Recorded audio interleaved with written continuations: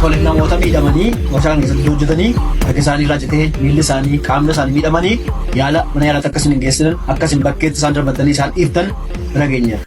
Kanarratti maal isa kana akkuma beekamu yeroo darbe hojjettuun tokko harki ishee maashiniidhaan irraa hojjettuu amartii akkuma dhageessan sana harki ishee irraa citee ture.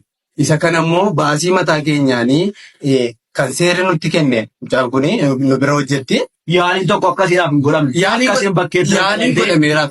Doorsisi akkasii irra ga'ee dubbatame. Doorsisi wanti jedhu amma ammaatti hin jiru. Nama miidhame irratti doorsisi hin geggeeffamu isa kana.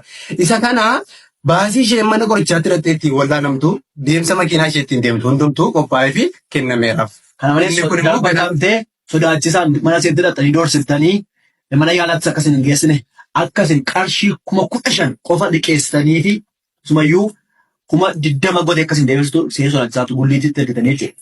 Kun maal jettu kanarratti? Kun hin jiru hojjeta haala hojjecha isaa gibbii keenyaa keessatti amma ammaatti kun hin jiru. Tole. Ishi inni lammaffaanii mana kana keessatti namoonni biiroo keessa kanatti ol galee lubbuudhaan akka hin baane. Dhadhaa ibiddalatti akka isaan ta'an. Bineensa jawwee jedhamu akkasitti akkasiin horsiiftan odeeffannoo nu kenna. Kanarratti maal jettu? Inni kun dhugaa dubbachuuf qaballeessii ta'uudhaa baate gibbii keenya keessa iddoo hojjetaa hojjechiisaa gidduu uumaa wanta akkasii hin jiru. Maqaa balleessii dhabu. Hojjettoonni ija keenya nagarree irraa namatti taanaa kumsaa